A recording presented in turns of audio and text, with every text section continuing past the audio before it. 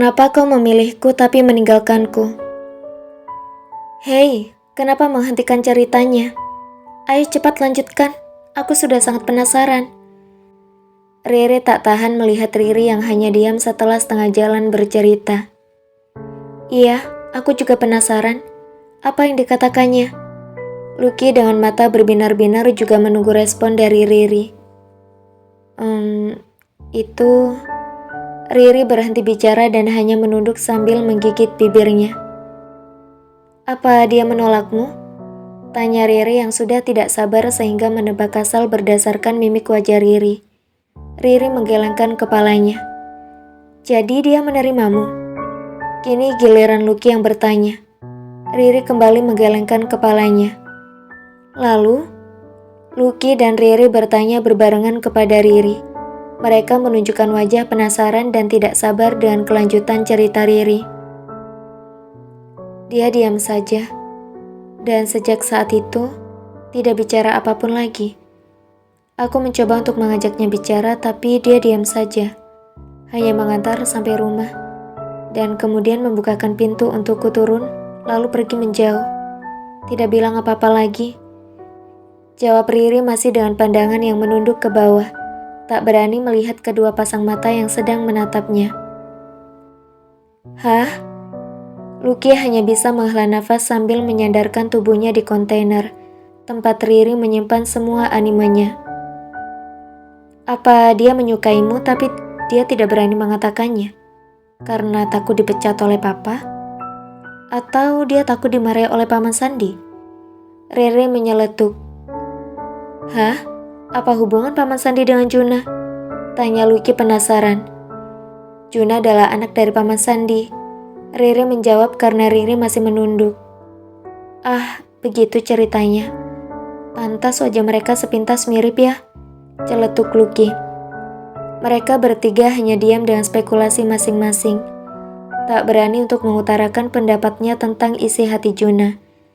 Riri sendiri sudah murung dan dalam hatinya memang sudah ada rasa penyesalan selama seminggu ini. Riri menyesal karena terlalu berani menyatakan perasaannya pada Juna, sehingga Juna tidak lagi mau membalas pesan darinya, dan Juna seperti menghindarinya. Begini saja. Aku akan mencoba mencari tahu pada Juna apa perasaannya kepadamu sebenarnya. Tapi berikan aku waktu untuk melakukan ini ya. Aku harus mencari timing yang pas di mana Juna tidak sedang bersama dengan Rasya, sehingga aku bisa menginterogasinya. Lucky akhirnya bicara setelah mereka bertiga diam-diaman lebih dari 15 menit. Apa kakak ipar yakin bisa membuat Juna bisa bicara? Riri bertanya penuh harap. Dia itu sama dinginnya dengan Rasya. Kakak ipar mungkin agak kesulitan membuatnya bicara. Riri agak pesimis. Lucky mengangguk. Kalian benar, aku pasti agak kesulitan untuk membuatnya bicara.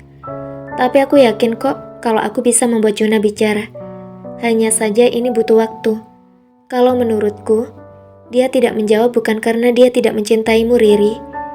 Lucky memegang tangan Riri sambil bicara, dan wajahnya memberikan senyuman penuh harapan kepada Riri.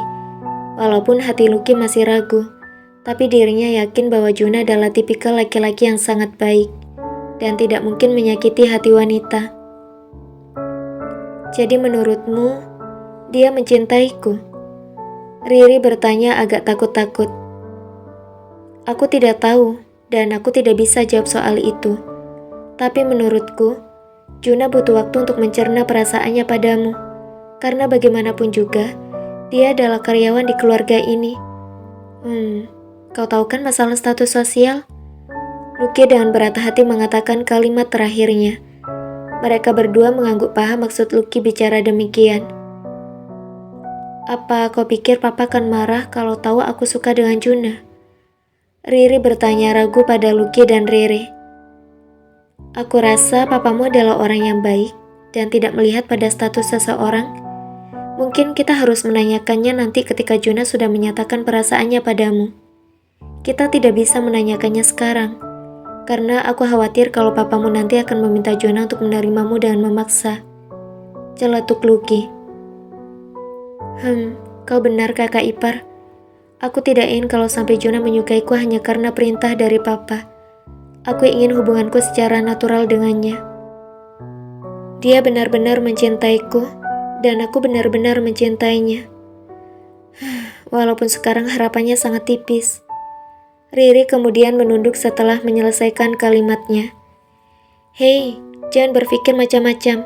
Biarkan aku mencari tahu dulu ya. Lucky berusaha menenangkan Riri. Iya, biarkan kakak ipar mencari tahu dulu semuanya. Kau jangan berpikir yang aneh-aneh. Semangatlah Riri. Riri menghampiri dan memeluk Riri, kemudian Riri tersenyum dan mengangguk mau mengikuti saran dari Riri dan Lucky. Ya sudah, kalau begitu jangan bersedih lagi ya. Aku berjanji akan mencari jawaban masalah ini. Dan sekarang bagaimana kalau kita kembali fokus ke tujuan kita? Aku berencana untuk memasukkan komik-komik ini ke media sosial, sehingga orang akan baca, dan mereka akan tertarik. Kita tidak bicara tentang uang dulu. Kita membuat orang-orang tahu tentang karyamu lebih dulu. Aku yakin, setelah karyamu terkenal, akan banyak orang yang penasaran, dan mereka akan mengikuti karyamu yang lain. Disitulah kita akan bisa mendapatkan keuntungan lebih. Bisa dari iklan, bisa dari penjualan, atau mungkin ada juga produser yang tertarik untuk membuat komikmu menjadi film. Ide yang bagus. Ya sudah, ayo kita mulai. Riri bersemangat dan berusaha untuk menghibur Riri untuk tidak larut dalam kesedihan dengan memikirkan hal positif tentang karikatur animenya. Riri langsung mengambil laptop yang ada di meja belajarnya. Dan mereka bertiga langsung mengelilingi laptop untuk memulai membuat akun. Lucky mengutarakan semua rencananya kepada dua kembar. Sedikit demi sedikit, Riri mulai bisa menguasai emosi dalam dirinya dan menghilangkan rasa sakit dalam hatinya. Riri kembali fokus bersemangat untuk menjalankan rencana mereka bertiga. Lucky yang mulai fokus mengerjakan program bersama dua kembar, kini sudah melupakan masalahnya dengan Rasya.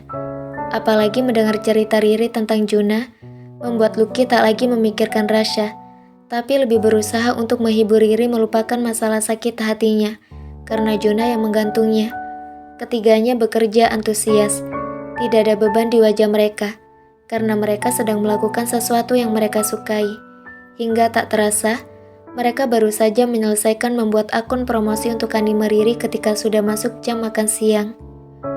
Wah, aku lapar banget, celetuk Riri sambil mengelus-ngelus perutnya. Sama, aku juga. Tadi pagi aku sarapan dan juga sedikit. Riri sudah terlentang di karpet seperti orang yang kehabisan energi. Ya sudah, bagaimana kalau sekarang kita turun ke bawah dan makan? Isi tenaga kita dulu baru kita melanjutkan rencana kita yang lainnya. Setuju, jawab Riri dan Riri yang langsung bersemangat. Panggilan perut mereka yang sudah kelaparan akhirnya membuat mereka bertiga turun ke lantai dasar menuju meja makan untuk memenuhi kebutuhan dasar manusia, yaitu makan. Menu makan siang hari ini cukup menggoda selera mereka. Menu kampung sederhana, tapi untuk perut yang lapar tentulah tidak ada alasan untuk menolaknya. Ikan gurame goreng, sayur asem, tahu tempe kriuk, sambal terasi terlihat sangat menggoda bagi mereka. Ini enak banget, aku baru pertama kali makan begini, celetuk Lucky jujur. Kakak iparnya besarnya di England, mana mungkin makannya seperti ini, goda Riri. Hahaha, kau benar, paling mentok kayak aku akan bikin nasi goreng atau mie goreng yang katanya makanan paling ngetren Indonesia. Tapi untuk masalah seperti ini, sepertinya ayahku tidak bisa memasaknya, jawab Lucky setelah menelan makanannya. Kalau begitu, kau harus makan yang banyak kakak ipar, celetuk Riri sambil menambahkan nasi di piring Lucky. Kalian bisa membuatku gendut. Oh ya, di mana mama dan papa? Kenapa tidak diajak makan bareng? Atau kita yang datangnya telat sehingga mereka sudah makan lebih dulu? Lucky celingukan mencari nada dan Radit. Mama kerja dari jam 10 sampai jam 12 tiap hari Selasa dan Kamis. Mama ada praktek di rumah sakit, mamaku kan dokter anak, jawab Riri lalu menyuap makanan ke mulutnya. Lalu papa kalian? Papa itu overprotective sama mama, jadi papa pasti menunggu mama di depan ruang prakteknya. Papa selalu seperti itu.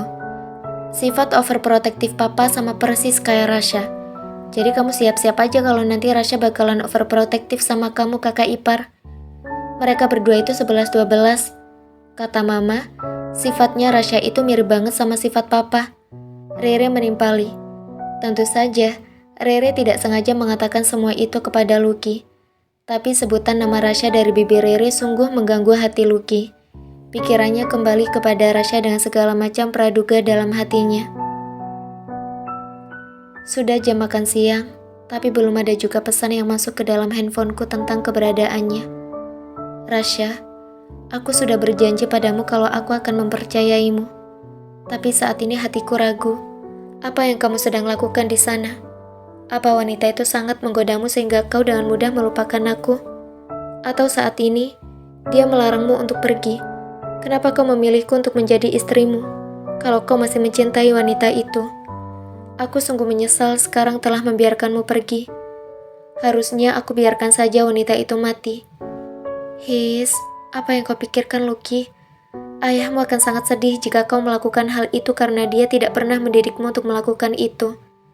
Mungkin kau harus mengambil sisi positifnya untuk keadaan ini. Bagaimanapun juga, kau akan tahu sifat Rasya yang sebenarnya.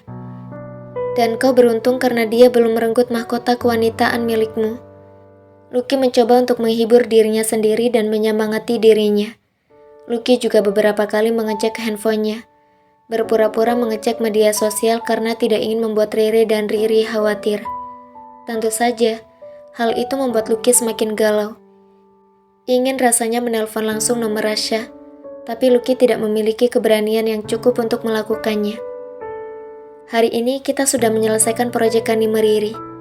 Selanjutnya kita akan melakukan apa lagi? Riri yang baru saja selesai makan menanyakan agenda mereka selanjutnya.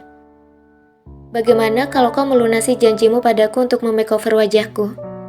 Lucky bicara sambil jari telunjuknya menunjuk ke wajahnya.